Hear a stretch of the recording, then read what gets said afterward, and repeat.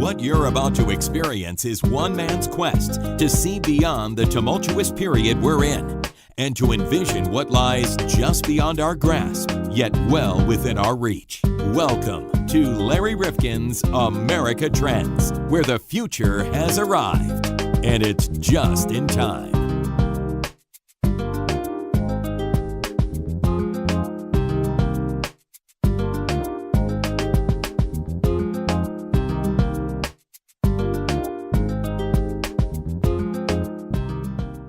Welcome back to another episode of America Trends. Larry Rifkin along with John Kropsic.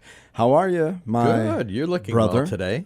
Oh, thank you. Well, I'm looking very summer-like. Summer, yes. Even though probably by the time we post this podcast, it could be the dead of winter. Well, that's all right. We can all have that nice, warm feeling. Absolutely. We try to convey that with our voices, if we can. John, when I say Big Brother, now, aside from Big Brother and the holding company, Janis Joplin, or perhaps you might conjure up a notion of a television series that you can't imagine is still in the reality show realm after all out these of years. This world. But it's still there. I know. They're still doing it, right? This is what? Big Brother XXXX. This is why we're all losing brain cells. I know, quickly. Absolutely.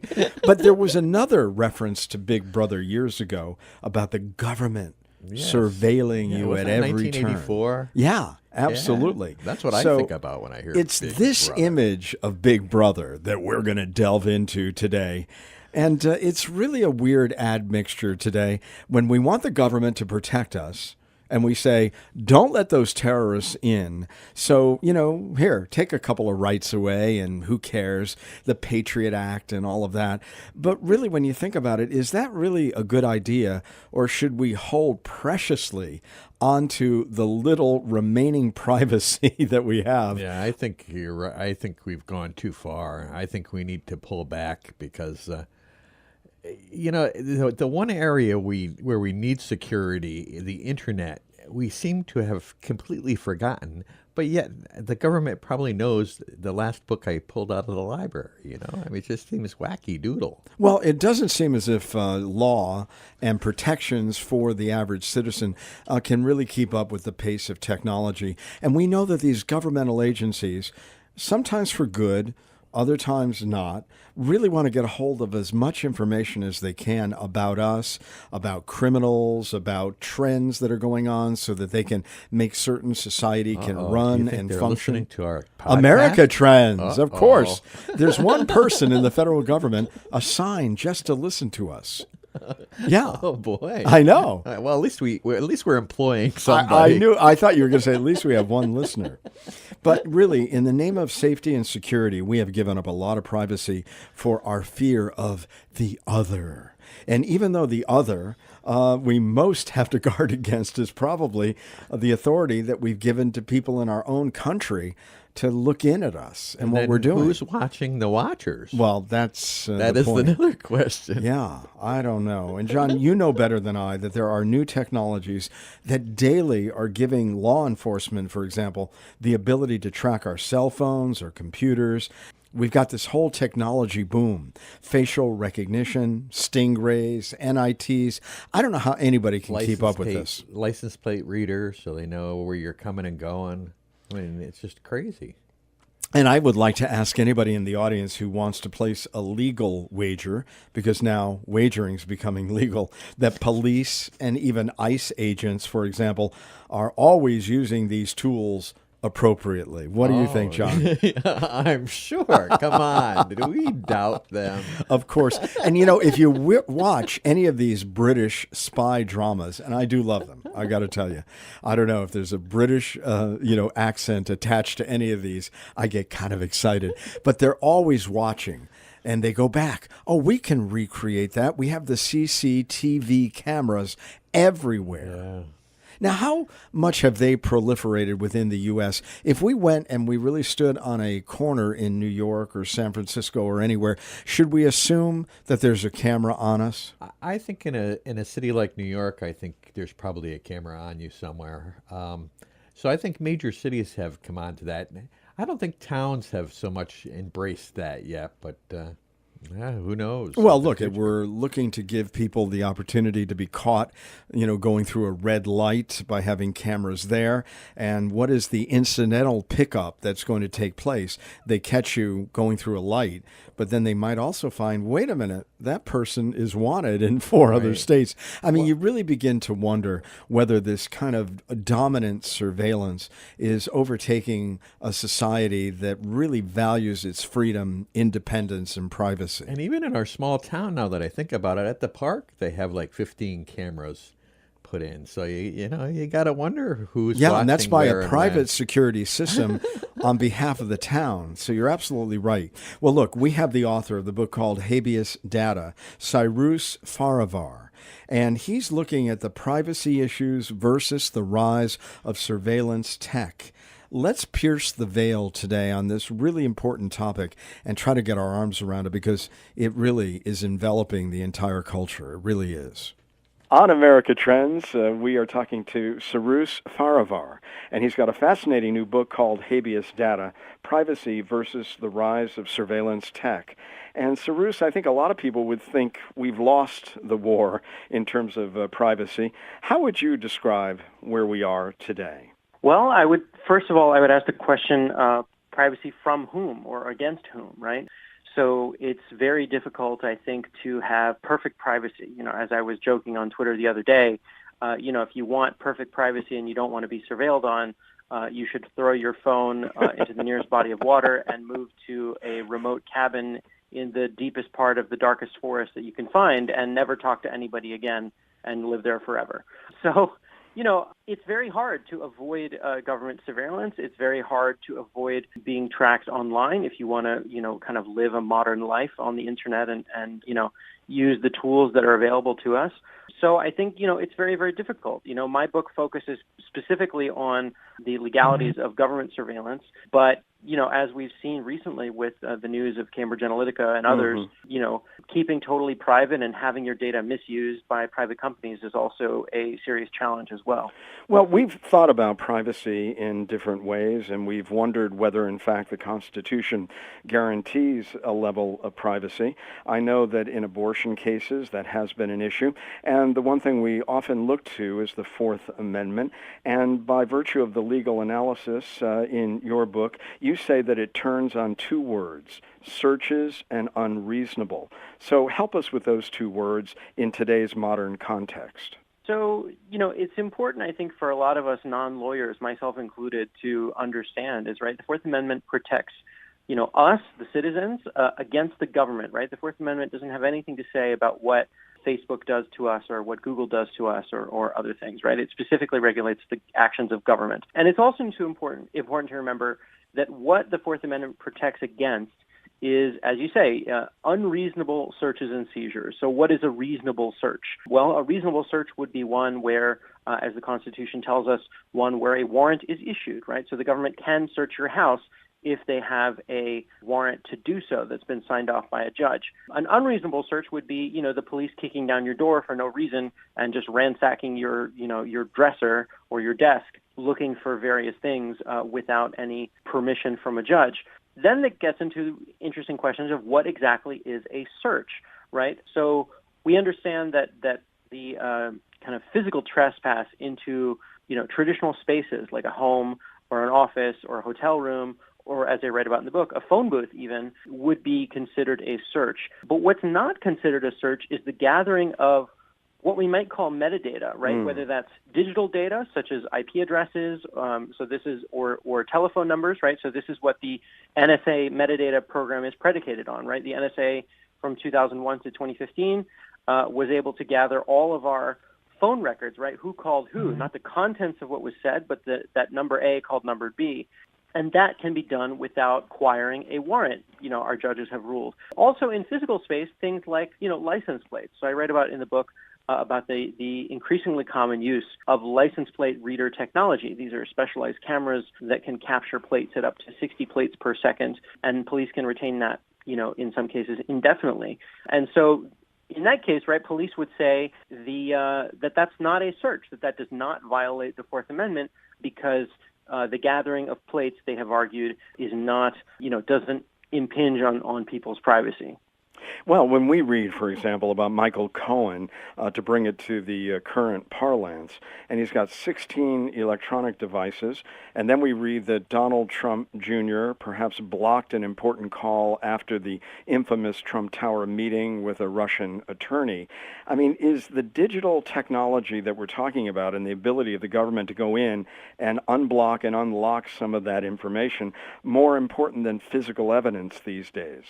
Certainly. I mean, I think, if you imagine, a number of companies now are offering, Google, Facebook, Apple too, are offering the ability to download, one's user log. And I think a lot of people are surprised at how much information is actually kept by these kinds of companies. So certainly, whether you're the government or whether you're a company, or whether you're, a criminal or a terrorist or, you can understand. I think it's very easy for us to understand how such vast quantities of data could be useful, right? To use the NSA as an example, right? The NSA presumably would not be collecting years worth of telephone records if they did not serve some purpose. Even if you're just looking at the metadata, who called who, and even if you don't hear what those calls are about, it's easy to imagine how you can draw inferences, meaningful inferences, from knowing a sequence of calls, right? If I told you that yesterday I called my boss, and then the next day I called, a different journalism company, and then the next day after that I called my wife, you might interpret that maybe I've just told my boss that I'm leaving for a new job. That would be a not crazy conclusion to come to. It might be wrong or it might be right, but it'll give you at least a sense of the kinds of things that I would be talking about. When we look at the iPhone, I mean, which is really as pervasive as anything, as it relates to what it is that it can collect and know about us. I mean, you say in the book that once that technology came online, law enforcement began to really up its game. And you might put that in the context of what about these other smartphone applications like Android. But what happened with law enforcement in response to, say, the iPhone? Well, I mean, the FBI and other law enforcement agencies, are their job is to enforce the law, and their job is to, whether that involves going after, people using phone booths, or whether that involves going after people using, older style cell phones or newer style cell phones, smartphones with, default encryption, right? So a lot of the discussion these days, with not only with the iPhone, but with Android as well, the FBI and other top Justice Department officials have talked about this problem that they have dubbed going dark. And going dark in the eyes of the government means not being able to easily access digital devices, typically smartphones, as they come with strong encryption on by default, right? I think most of us who carry smartphones in our pocket, right, we use a passcode on those phones, and we understand that were our phone to fall into, the wrong hands, whether it's, whether it got stolen or somebody else, I think a lot of us would be very troubled by the fact that without those kinds of lockouts that are our secrets, right, our personal calendars, our personal contacts, our web history, our email, maybe our banking information, all kinds of things would be able to be accessed on the phone. So, the government has really taken, I would say, kind of a two-pronged approach. One is the sort of public approach by making speeches talking about the dangers of going dark. When Jim Comey was FBI director, he was doing this. Now the task has fallen largely to Rod Rosenstein, the deputy attorney general, and other top officials as well. Andrew McCabe, the director of the FBI, Christopher Wray, the new director of the FBI, has made similar speeches along these lines as well. So trying to get a policy change. In addition, the FBI maintains an office that is known as NDCAC. This is the National Domestic Computer Assistance Center, I believe it's called.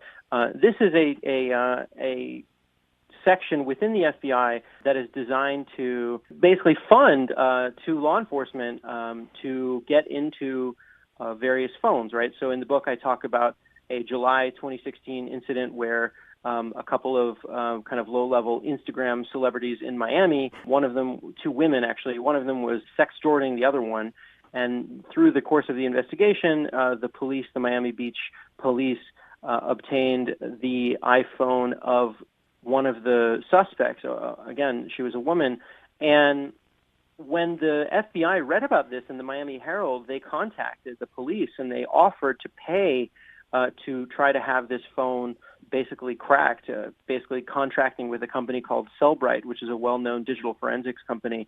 And they were able to successfully do that. And I think that that's not something that most of us are aware, that the FBI, on the one hand, while it laments the fact that it claims to have something in the order of 7,000 devices that it can't get into, at the same time, it's actively paying local law enforcement to break that encryption, largely without most of us knowing about it. Well, tell us about this whole issue of encryption. A lot of people might recall the San Bernardino terrorists and what happened there, but it was somewhat inconclusive in terms of a legal precedent.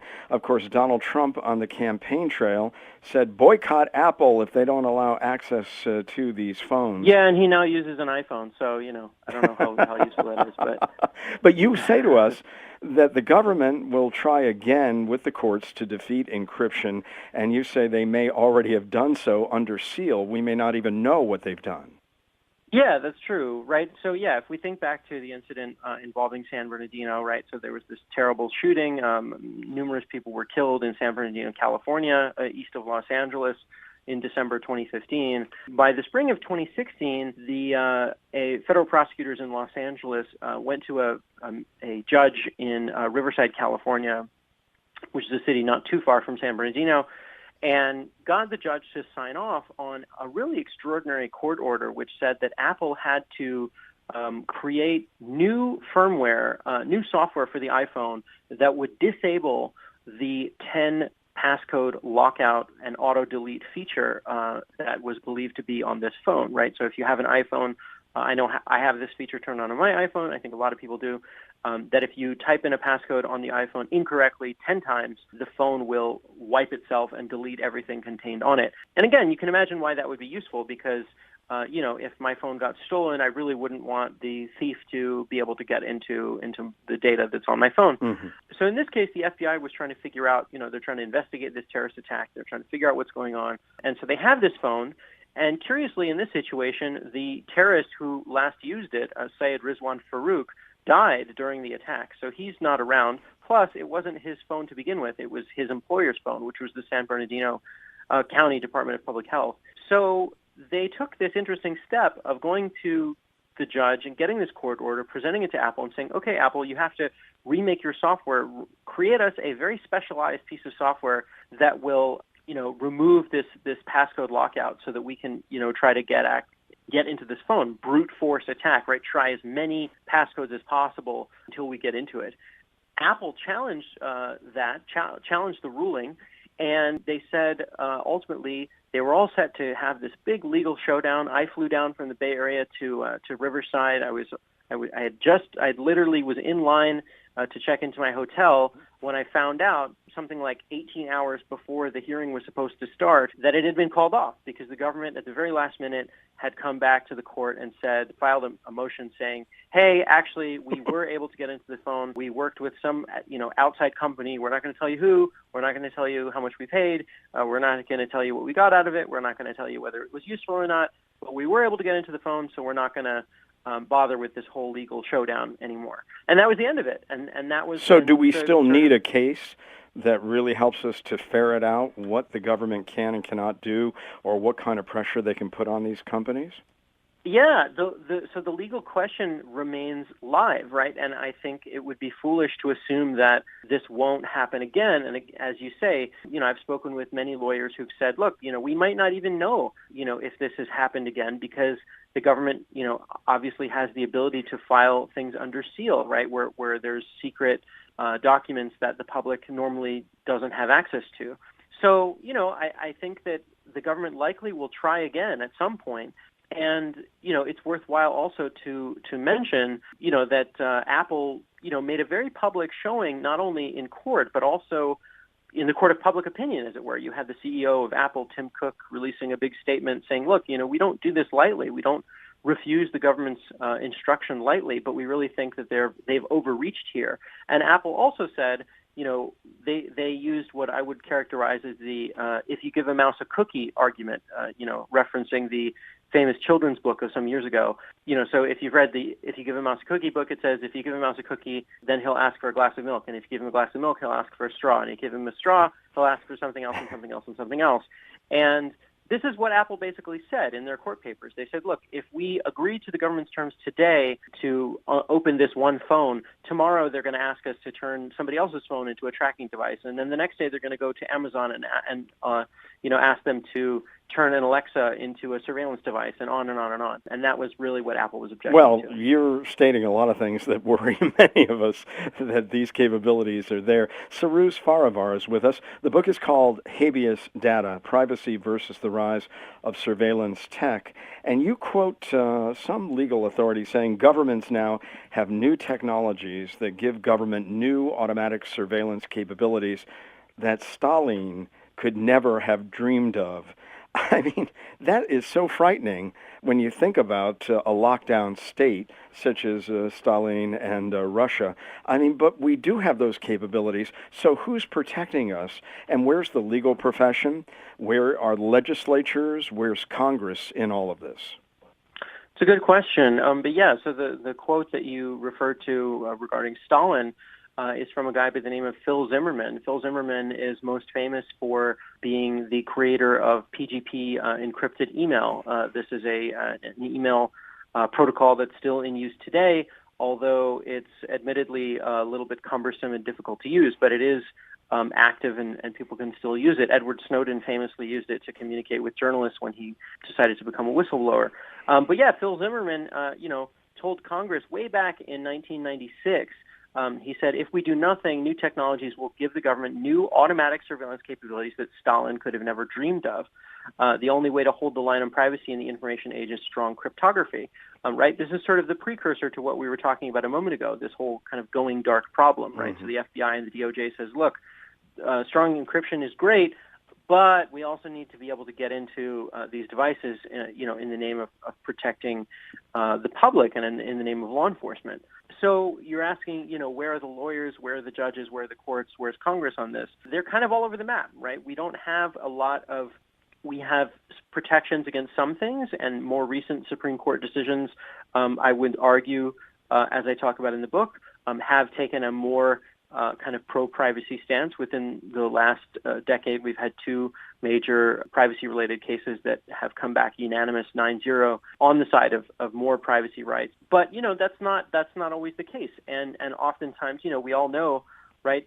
Technology is getting better every day. Right? Think about the smartphone in your own pocket. I mean, how are we going to keep up is what I'm wondering. I mean, So I would say, Congress and the Supreme Court move rather slowly. So I would say a better check might be in our cities, our counties, and our states, right? So I know you talk about Oakland, and I want to get to that. But before we get to that, I've got to ask you, I know that President Trump has been very successful in appointing really conservative young judges who are going to be on district courts and appellate courts. And is there any conservative liberal breakdown on these issues, or does it defy that? Well, I would say, in my experience, and I'm no political expert, but it seems to me that liberals generally are pretty accepting of being more sensitive to privacy interests, and I would say libertarians within the kind of subset of conservatives tend to be also very sensitive to it, right? Libertarians, I think, by and large, are concerned about government overreach, and they're concerned about the government not getting into places where it shouldn't be. Whereas I think the kind of mainstream conservative might say, well, I'm very much in favor of law enforcement, and whatever law enforcement needs to do, I really think that that's really important. So that's why, you see people like Senator Mike Lee of Utah, a Republican, a libertarian, or libertarian-leaning, certainly, teaming up with literally just, today, Thursday, May 17th, teaming up with Senator Ron Wyden, a Democrat of Oregon, publishing a letter or sending a letter to the Department of Justice asking them, for example, to release more information about cell site simulators, also known as a Stingray, which is a device that I write about in the book. But these, there are activists, lawmakers that are trying to get, I think, a better handle on as to what's going on. We'll return to this episode of America Trends in just a moment. If you like what we're doing here at America Trends Podcast, please don't keep it to yourself. I know there are a lot of people, John, who think, well, if I'm listening and somebody else wants to listen at the same time, maybe we're going to collide and they're not going to be able to hear us. Yeah. Is that the way the technology works? No, there's plenty of bandwidth. Everybody can listen at the same time. All right. Well, make that sure you do dispels that. that myth. Now, you can do a number of things that would really be helpful to us. You could give us a kind rating or a review at Apple Podcasts, and that boosts what they consider to be our value and visibility. And what does that do, John? Well, that puts us in the forefront so that you can find us easier, and most important is other people can find us easier. And you can subscribe there or on our site, americatrendspodcast.com, or wherever you're listening, so we can alert you to new episodes of the podcast, which, by the way, we put out twice a week on Tuesdays and Thursdays. Or you can like us on Facebook or follow us where, John? On Twitter. On Twitter. That's right, where the world turns to hear fake news or whatever it is. Well, Not you can us, though. direct We message have real us news. at Trends Podcast or using hashtag Trends Podcast. And you know, John, with our growing audience, and really it's been pretty remarkable, a lot of people just came to us the last month or two, and they might have missed earlier episodes. Can they get them again? They can look through them and pick the ones they want to listen to. They're all on the website, and a lot of them are up on iTunes, many of them. All right. Well, listen, there's lots of material to listen to. We hope you have the time, and will lend it to us because we try to make it worth your while. And thanks so much for listening. And tell your friends. We now return to this episode of America Trends.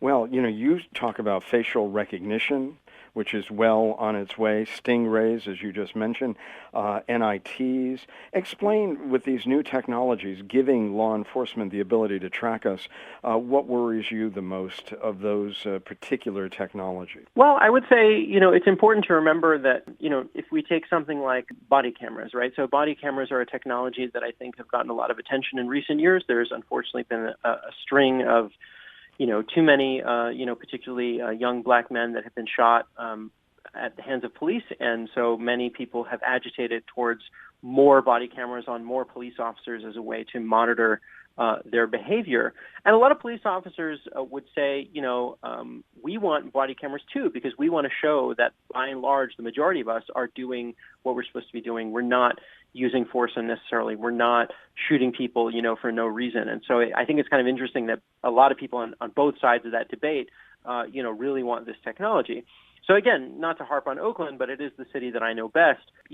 Body cameras are standard on all patrol officers in Oakland. So if you see a police officer on the streets of Oakland, he or she will be wearing a body camera. And I know that this is true in many, many cities around America now. They're becoming increasingly common.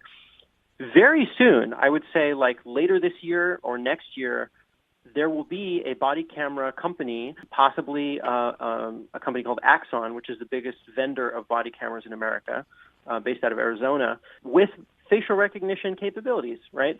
And so if you imagine that those body cameras that now exist and that are, again, commonly worn on officers' bodies today, tomorrow they will be able to scan and record people's faces, just as the police today have the capability to scan and record license plates. And if the current Supreme Court standard dating back to the early 1980s, one of the cases I read about in the book, holds, which says that there is no, quote, reasonable expectation of privacy when you are in public, then, again, as we mentioned earlier, it's not a search. It doesn't require a warrant.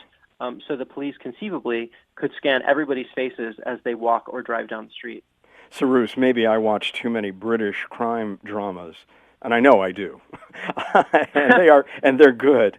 But everywhere on those dramas, they're all using these CCTV cameras. And so they're able to go back and say, wait a minute, let's go back to a date and time 15 days ago. Let's hope that this company or this residence keeps all those tapes, and let's see who was passing those gates or whatever it may be.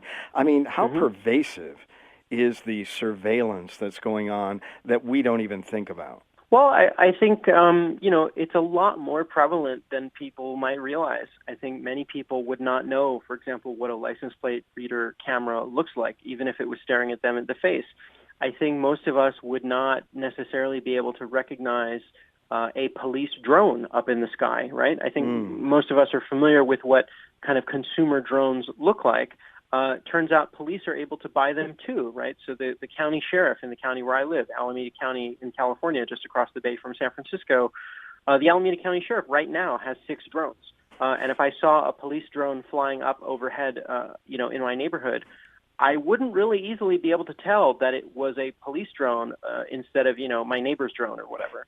So I think many of us would be surprised to learn what technology is already out there in our cities, in our counties, in our states, in our communities as we speak. Because a lot of times law enforcement is not always very, they don't necessarily announce the fact that they've acquired drones or body cameras or license plate readers or, whatever the case may be. And so I think, what I hope people take away from this interview and from hopefully reading my book is that, we should all kind of take stock in what is out there. File public records requests. That's a very easy thing that anybody can do. You don't have to be a journalist or a lawyer to do that.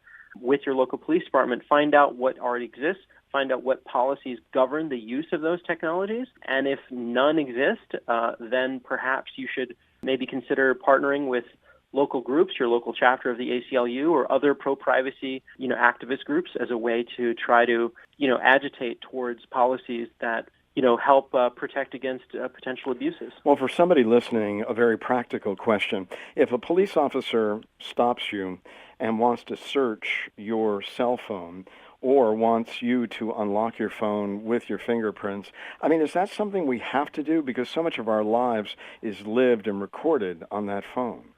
Sure. I'm not a lawyer, so please don't take this as legal advice. But my understanding is that if a police officer asks you to unlock your phone, you are not obliged to do so. You may end up having your phone, seized, taken from you if you refuse. That certainly happened, at the border, people crossing back into the United States. It's important to remember, whether it's a phone or your home or your car or anything else, right? If a police officer says, "Can I search your whatever?" and you say yes, then that's considered giving consent, right? You've consented, you've agreed to allowing them to search something. But you, as I understand it, you cannot be compelled to divulge the passcode to your phone. There is an open legal question, I think, as to whether or not you can be compelled to provide a biometric, so for example, a fingerprint to unlock your phone. And there's a sort of a strange legal distinction between being compelled through, let's say, your fingerprint to unlock a device versus being compelled to type in a passcode into something to open it. There's this kind of, again, very bizarre sort of distinction between what you know, and what you know is protected by the Fifth Amendment, right, our right to not self-incriminate, versus what you are, whether, something physical about you. So courts have held that you can be compelled, for example, to provide a DNA sample, a writing sample, a blood sample. And, the logic would follow that you would be able to be compelled to provide a fingerprint in order to unlock a particular device. But again, I think the legal issues here are not 100% settled. I know that you say to us, don't be overly concerned. There are ways that we can fight back. And you suggest that Oakland gives us a good primer for that. You talk about this pro-privacy public policy, and you talk about a privacy advisory commission. Now, for many people listening, Cyrus, they may look at that, another one of these advisory groups. Is anybody listening? But you do think that it's working in Oakland, and people, if they want to take some action and they feel helpless in the face of this technology and the companies and the large government, what can they do in their local communities that you think is effective? Well, I would say the very first thing that people can do is, as I said, find out what already exists. I think people would be very surprised to learn that, your local police department probably already has license plate readers and drones and body cameras and other things, and maybe other things that you and I, maybe haven't even talked about here.